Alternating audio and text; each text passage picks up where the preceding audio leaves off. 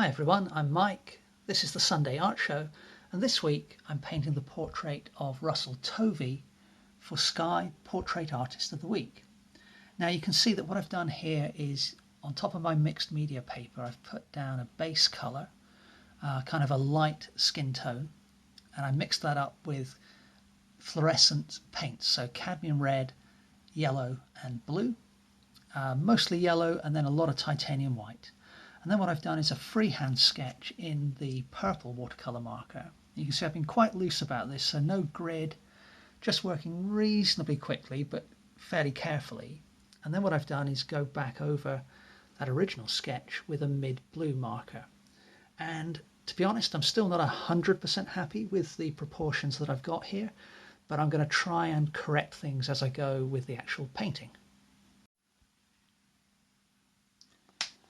Having used conventional acrylics for the base, I'm now using interactive acrylics. So I've got titanium white, cadmium yellow, alizarin crimson, French ultramarine blue, and then up in the corner here we've got some burnt umber. So I'm going to begin by grabbing a little bit of the cadmium yellow light with my 1-inch flat brush, and a touch of the alizarin crimson, so I'm just putting a little bit on the corner of the brush there.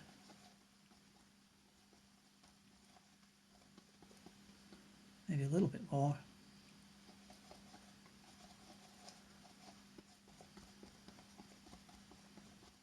And I'm going to add just a little, small amount, perhaps a bit too much there. I seem to do that almost every week.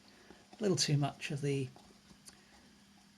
ultramarine blue, so I'm going to put a bit more of the crimson in. And that's not too bad now. So my plan, first step, is I've got this light tone here, and I'm hoping that will form the basis for most of the highlights on the face.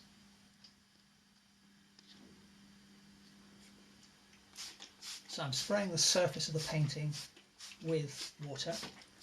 Now, because I've used conventional acrylic, that paint, that ground layer, that's not going anywhere. But it's going to really help me put the interactives on in a fairly smooth and rapid way, because it really helps this first layer of paint glide over the sealed surface that I've created with the conventional acrylics.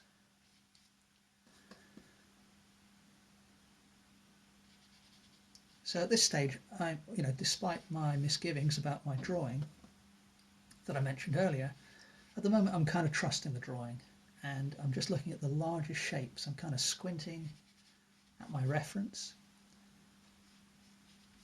What I'm doing is trying to mimic those shadow shapes that I see on different parts of the face, and I'm not being overly concerned about whether I'm painting an ear or a cheek, or the jaw or whatever it is. Really all I'm doing is trying to copy that two-dimensional pattern of light and dark, and by looking at things in that kind of abstract way,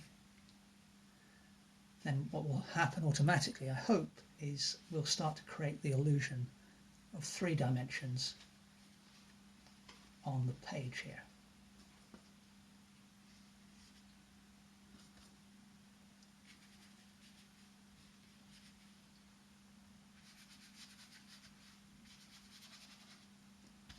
So the chin is casting a bit of a shadow across the neck.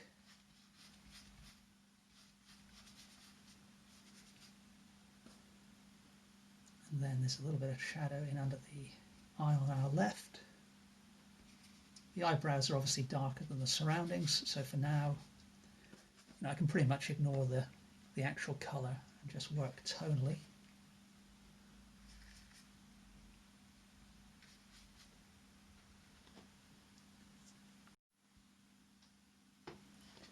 And there's a little bit of shadow cast on the neck from the shirt collar as well.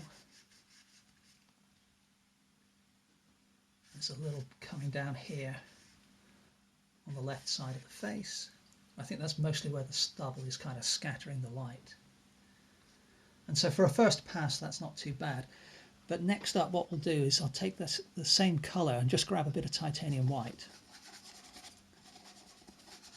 and mix that into the colour I already had. mixed up. Okay, grab the old water spray, and the interactives, the way they work is, even though this room is quite warm today, so even though the first coat I put down is probably already touch dry, spraying the interactives with water means I can blend a reasonable amount. I can kind of reactivate them. So this is now kind of what I would call a lighter mid-tone. So this wet in wet allows me to soften some of the edges that I've put down with that first layer of paint. I can still leave some of the first coat of paint in the conventional acrylic showing if I wish to preserve those highlighted areas.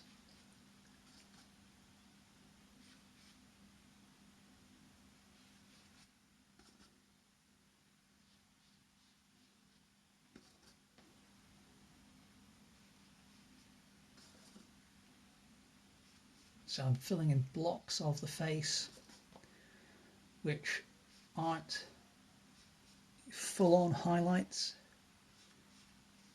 They're not in deep shadow, but they are somewhat lighter than the first colour that I put down a little moment ago.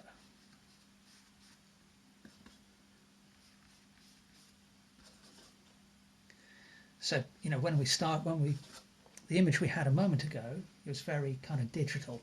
It was light or dark. Now we're kind of beginning to add a little bit of subtlety to things. Things are still fairly crude.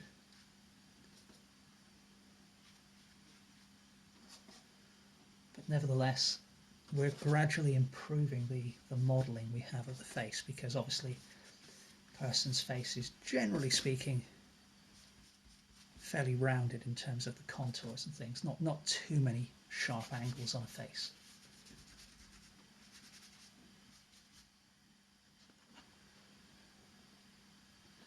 And then, although my original plan was to leave these bits light, they're a little too stark, I think. So I'm going to add a bit more white to what is left of this colour on the palette, and we'll just fill those in for now.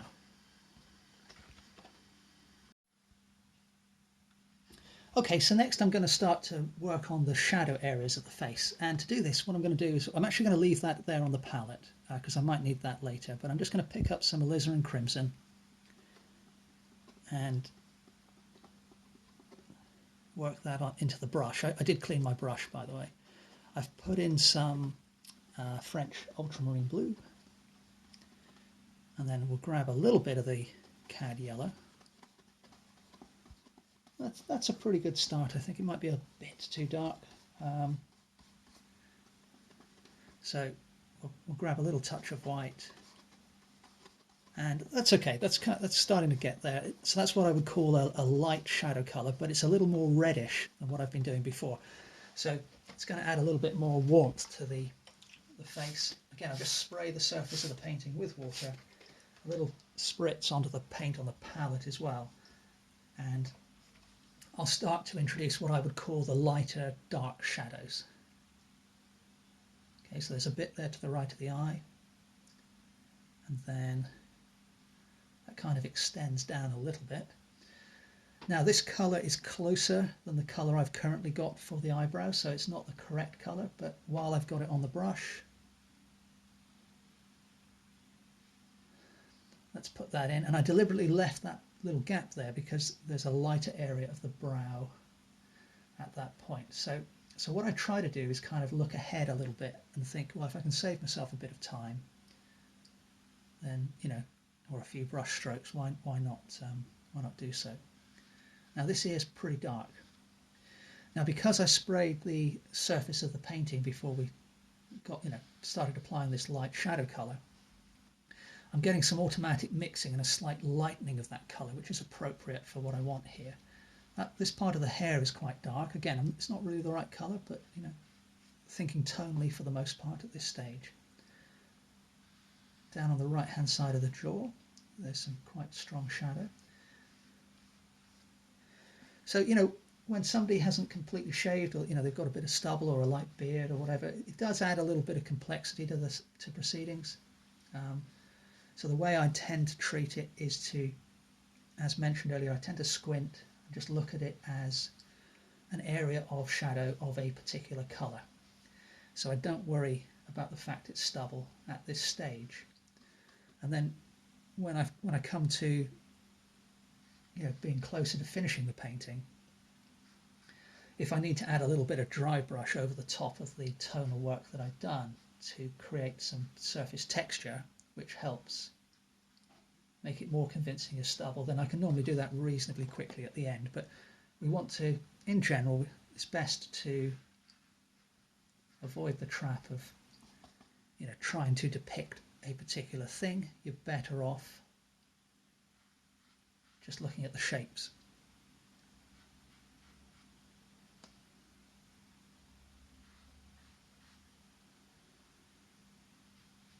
So these darker shadows, also there's a little crease in the brow here, and down the right hand side of the nose.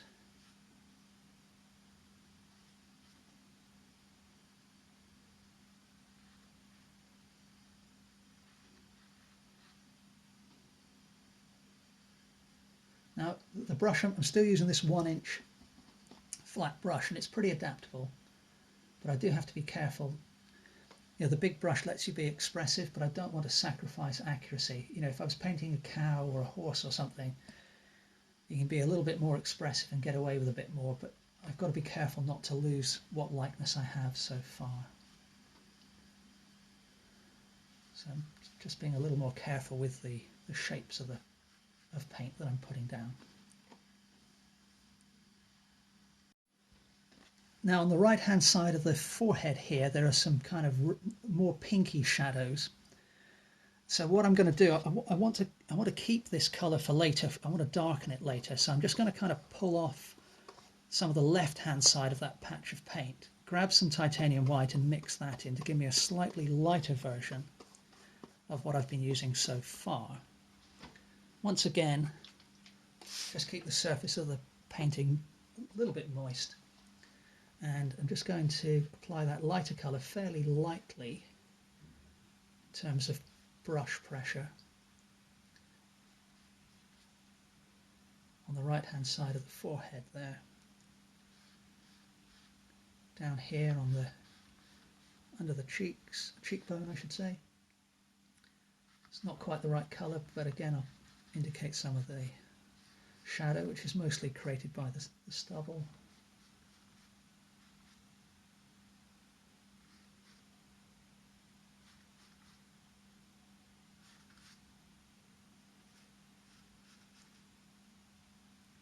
Bit of shadow up under the hairline as well.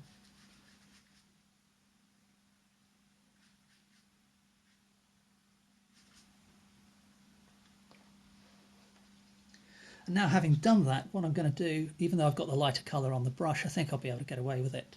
I've just grabbed some ultramarine blue and I'm mixing that into the darker half of that patch of colour that I had. And so what I'm going to do is use that to strengthen the shadow in there under the collar, under this part of the jawline. That brush stroke went a little errant, but I'll live with that for now. It's very dark here. And although it's the wrong colour for the hair, I can use that dark shadow colour to block in the silhouette of the hair. So again, hair, you can look at it and you think, oh, that's a bit of a complicated hairstyle. Lots of curls or waves or sculpting of the hair, whatever. But if you just block it in as a silhouette to begin with,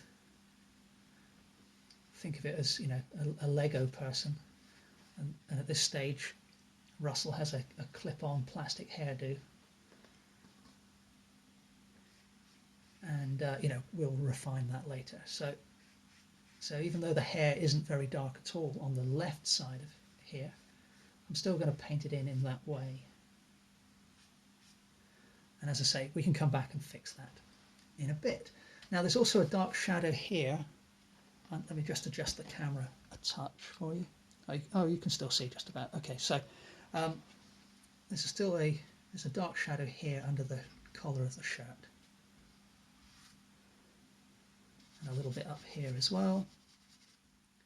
And under this side of the collar as well. And in this crease in the fabric there.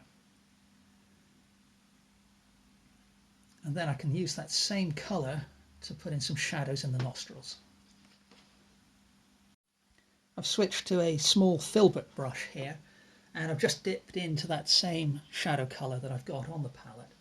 I said I was going to do the nostrils. I will, but I'm going to do that in just a second. I actually think it's slightly more efficient if I just go to the right eye here, and I'm going to enhance that line I've got for the eyelashes.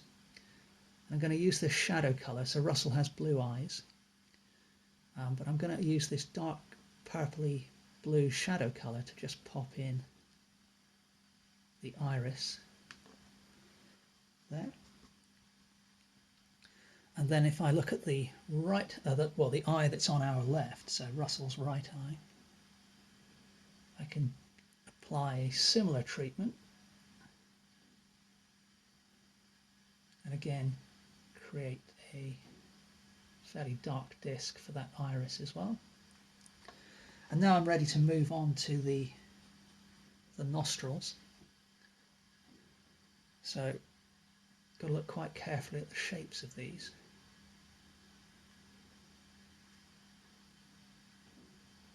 To be honest, this colour probably isn't dark enough, but as a first iteration, that's okay. So having established the face, what I'm going to do now is put in a background colour to lose most of this, just to improve the contrast. I'm probably going to put in a very light purple. And I'll mix that purple in just a second, but switching to a slightly bigger brush, this is probably about an inch and a half, something like that. So I'm grabbing some titanium white, and as Russell's wearing a blue shirt, I thought, well, it's going to make more sense if I do the blue first and then convert that to a purple. So simply French ultramarine blue and the titanium white mixed up, reasonably thoroughly there. Once again, I'm going to keep the surface of the painting moist on this lower half. And I'm not overly interested in painting the shirt in a great amount of detail, so I just want to create a sense of form here. So the colour I've mixed up is going to be the highlight colour. And you can see the wet in wets, it allows for some, automatic blending, which can produce interesting effects. Dragging the paint through the watercolour marker is also a good way to create a little bit of automatic blending and smearing. Let's go over to this collar on the right.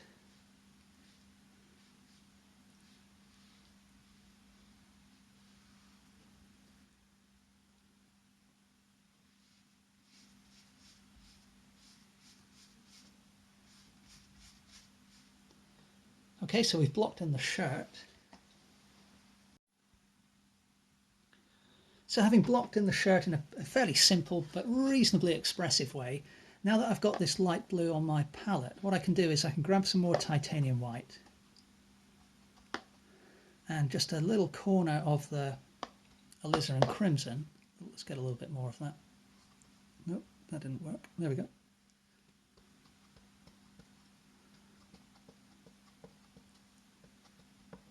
And that colour is probably too pinkish, I would say, so I'm going to get some more of the blue. So it didn't work quite as smoothly as I wanted it to, but such is life. So that's not too bad, that's not too bad. So what we'll do, so remember this is the conventional acrylic in the background, so I'm just kind of selectively wetting that. And I've just put in the background fairly quickly here. So now what I'm going to do is, now Russell's actually sitting on a chair, which I haven't depicted at all. So what I'm going to do is just, now that colour's a little darker than I wanted, but for the left-hand side of the face, that's probably okay. So the line of the back of the chair starts about here, if I drag my brush that way, then that bit of unpainted or unpainted in purple colour, that can create the back of the chair there. And then I can continue this colour round to the left hand side of the head.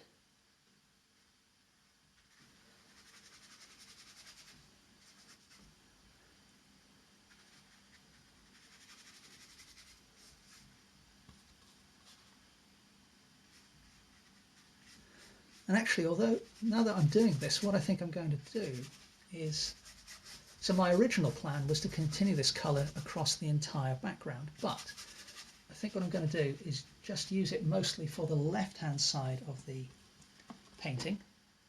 And, you know, we'll see what it looks like at the end, but what I'm going to do is stop this background colour there, where I've just put that vertical line in. I think that makes for a nice kind of contrast on left and right, but I do need to put in the back of the chair. So the back of the chair comes out around about there, and it basically disappears off to the right hand side. So that's the background done for the moment. Let's go back to the eyes next. So I've gone back to my little filbert brush, and I'm simply using pure ultramarine blue, which is something of an unconventional choice perhaps for the pupil, but it's something that I often do in my work, kind of replace black with blue basically. And obviously we need a pupil on the other eye as well. And then the reason I've done that is I can then just mix that colour in. So I've still got the blue on the brush, but I'm just mixing that in with the kind of light purpley background colour that I had before. That's going to give me a pale blue, but it's a little bit different to the blue that I put on the shirt. So what I can do now is put a lick of that in the eye, and the other one as well. And then I can keep going lighter again. So I'm just dragging off, you know, most of the paint off the bristles, and then mixing that in with titanium white. And let's put some of that in for the whites of the eyes.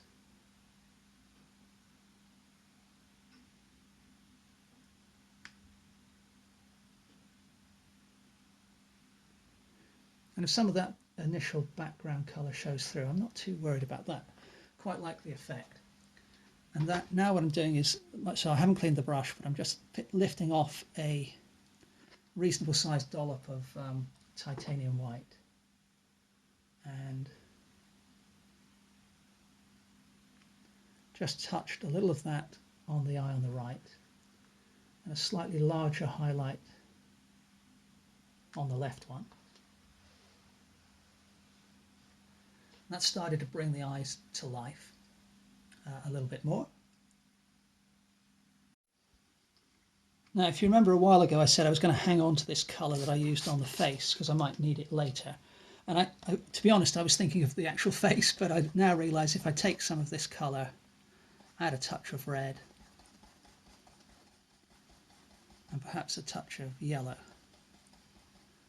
that should be a reasonable highlight colour for the beginnings of modelling the hair. So we've got a silhouette of hair at the moment, and we need to change that situation. So I've gone to a 1/2 inch flat brush and sprayed the surface of the painting, and I'm just going to kind of sculpt in some highlights here, following the contours of the hair as a bulk.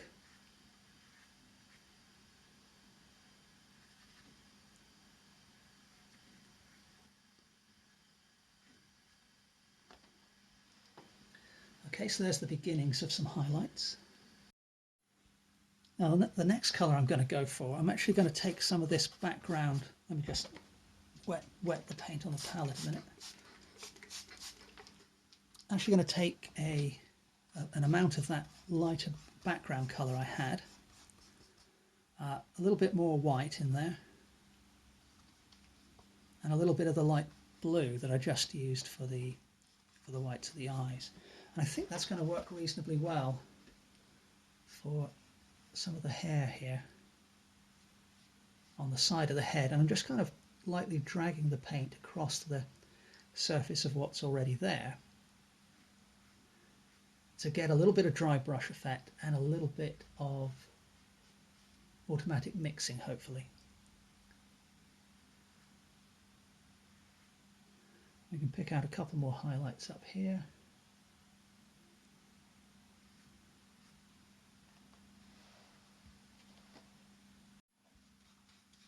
While I have that light colour on the brush, I'm going to just highlight the buttons a little. I'm not overly concerned, but just to indicate that they're there. And now I've taken that same colour, added some more titanium white and a lot of yellow. And I'm going to use this to try to make some of the highlights on the face pop a little more where I think it's appropriate. Just these little kind of lightning strikes of light to begin to bring the face to life.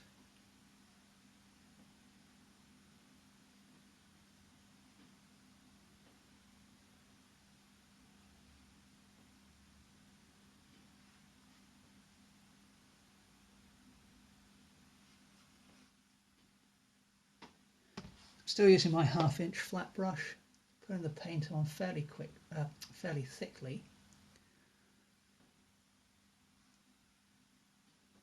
Didn't like the shape of that one, so let's lift off a little bit with the finger there.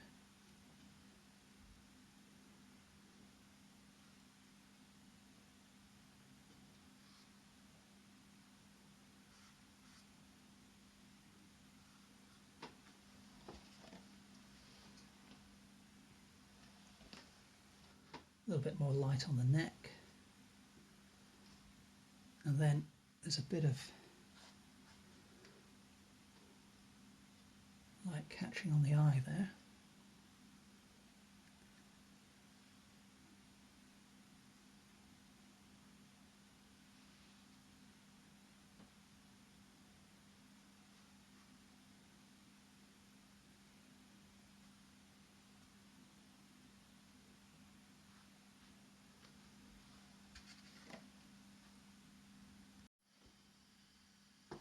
Next I need to add some highlights to the lips. So what I did was I took some of that kind of light purpley colour I had before, mixed in some titanium white, a little bit of the alizarin crimson, so it's basically a pink, but it's a little bit of an off pink because I mixed it in with that earlier colour. And it's just a nice way to keep the colour scheme reasonably harmonious. So let's see how that works for the highlight colour on the lip. It's probably not light enough, to be honest with you, but we'll put it in for now and then I'll lighten it in just a second here and there.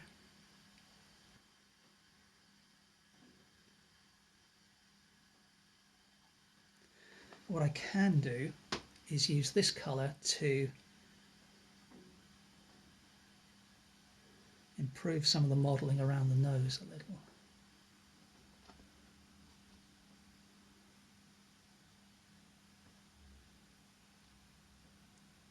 The brow as well.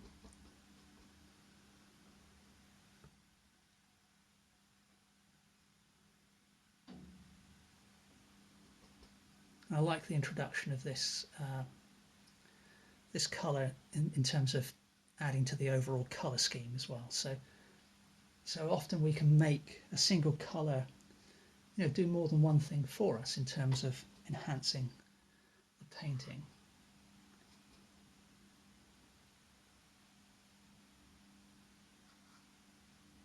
Let's put a little touch under there as well. And then I think I can probably get away with a bit under the nose. I haven't forgotten the nostrils. I know I need to come back and adjust those.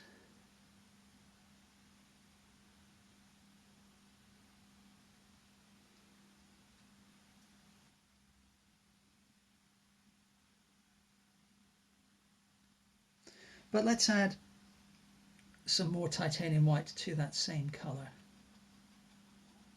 And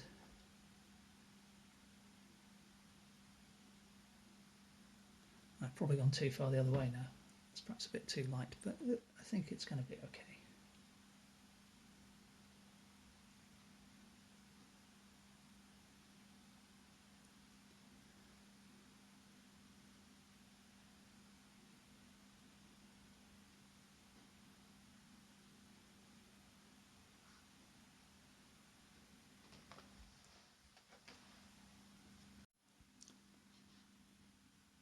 All right then, so now we need to go for some very dark. So I'm going for my burnt umber, which I think is the first time I've actually used the burnt umber in this painting. So I perhaps squeezed out way more than I needed. And some French ultramarine blue. And I'm just creating a mixture of that, which is roughly 50-50. Now, I cleaned my brush a bit, but not overly thoroughly, so if there's a little bit of that lighter paint in there, that's okay. It's just going to add a little extra variation to our dark. So what I'm going to do is begin adding this to some of the areas of the hair here, just to bring in a couple of areas of deeper shadow. And I'm quite happy with that colour as a dark shadow colour. So what I can do is add little touches of that to the eyebrows here and there. Similar treatment on the left. And then I think I can probably get away with just a little touch on the tops of the eyes. I'm just zooming in on my reference so I can actually see the shape of these nostrils a little more precisely.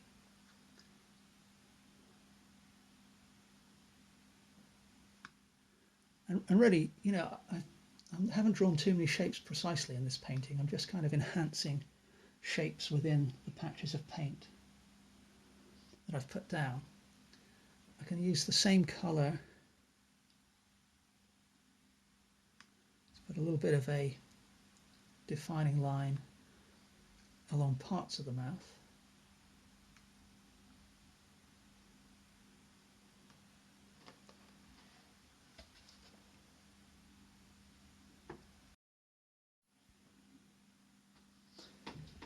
Now the colour I used for that first highlight in the hair, if you remember, I'm just picking up some of that again with my filbert, and I just want to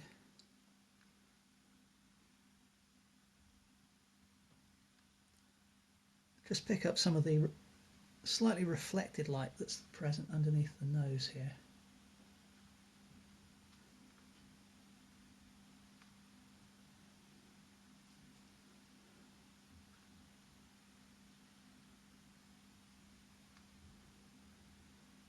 And kind of just make sure that Russell's actually got a right nostril,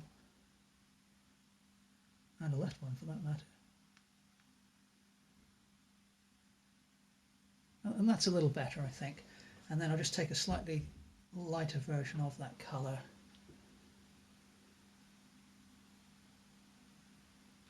Just put a little lick under the eye there. I quite like this patch of the background that's showing through, so I'm going to leave that.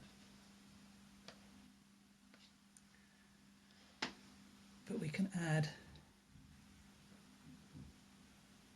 a touch of that same colour down here,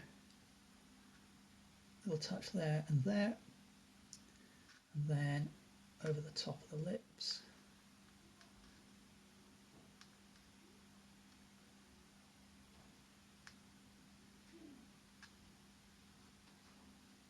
A little on the cheek there, touch there, and there. And then, you know, I spoke about the stubble before, but I'm basically going to ignore the stubble, I think.